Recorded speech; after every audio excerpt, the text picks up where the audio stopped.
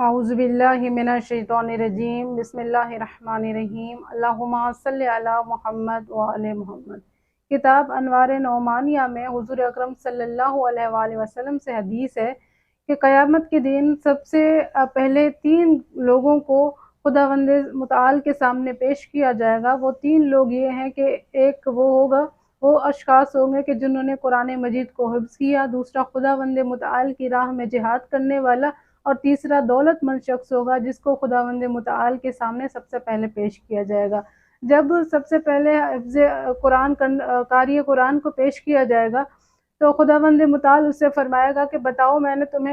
تمہارے لیے دنیا میں قرآن مجید کو آسان کر دیا، اور تو نے جب قرآن مجید کو حفظ کر لیا تو اس کا کیا کیا؟ تو وہ قاری قرآن کہے گا کہ اے اللہ، جب آپ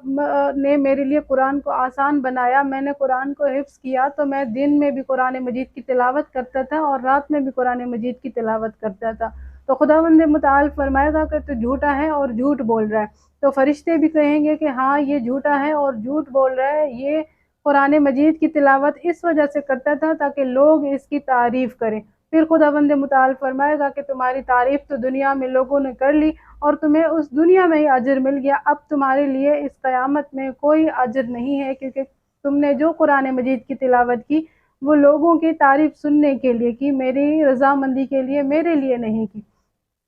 پھر خداوند متعال اور دولت مند شخص سے پوچھے گا کہ میں نے تمہارے لیے دولت کو فراوانی میں تبدیل کر دیا، تمہیں دولت سے نوازا، بتاؤ تم نے کیا کیا؟ تو وہ دولت مند شخص کہے گا کہ پروردگار، جب تم نے مجھے دولت عطا کی تو میں نے صلہ رحمی کی، یعنی میں نے اپنوں کا خیال کیا، محتاجوں اور غریبوں کی مدد کی۔ تو آواز قدرت آئے گی کہ یہ جھوٹ بولتا ہے۔ پھر فرشتے بھی کہیں گے کہ یہ جھوٹا ہے۔ پھر آواز آئے گی، خداوند متعال فرمائے گا کہ تم نے جو دنیا میں دولت خرچ کی وہ اس لیے کی کہ تاکہ لوگ تمہاری تعریف کریں، تاکہ تمہاری دولت کا رعب لوگوں پہ پڑ سکے۔ تم نے غریب اور محتاج اور مسکین کی مدد اس لیے نہیں کی کہ خداوند متعال کی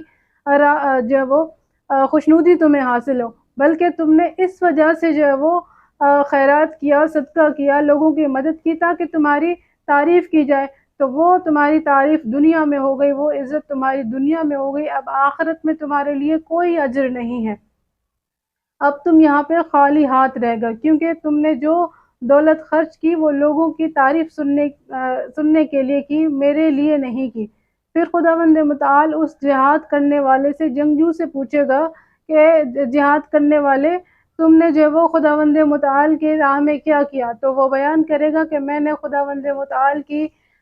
خوشنودی کے لیے یا اس کی راہ میں نے جنگ کی، میں نے جہاد کیا، میں نے اسلام کے دشمن سے لڑائی کی، میں نے اسلام کے دشمن سے جنگ کی۔ تو خداوند متعال فرمائے گا کہ نہیں، تو جھوٹ کہتا ہے۔ پھر فرشتے بھی کہیں گے کہ تم جھوٹ بول رہے ہو، کیونکہ تم نے جنگ اس وجہ سے کی تاکہ لوگ تمہاری تعریف کریں کہ یہ بہت جو ہے وہ بڑا جنگجو ہے، بہت زیادہ لڑنے والا ہے، اور تمہیں بھی اجر دنیا میں ہی مل گیا، تمہاری تعریف بھی لوگوں نے وہاں پہ کر دی، یہاں پہ تم سب لوگ خالی ہاتھ ہو اور یہاں پہ تمہارے لیے کوئی اجر نہیں ہے۔ پھر رسول خدا صلی اللہ علیہ وآلہ وسلم نے فرمایا کہ ایسے ہی گروہوں سے، ایسے ہی لوگوں سے جہنم کو بھر دیا جائے گا، یعنی وہ لوگ جو اپنی عبادت جس سے خداوند متعال کی خوشنودی حاصل ہو وہ دنیا میں لوگوں کی تعریف کے لیے کرتے ہیں، تو فقط ان کو تعریف ہی نصیب ہوتا ہے، اس کے علاوہ اس کو آخرت میں کوئی اجر نہیں ملے گا، کیونکہ میرے نبی صلی اللہ علیہ وآلہ وسلم نے اس حدیث کے ذریعے واضح کر دیا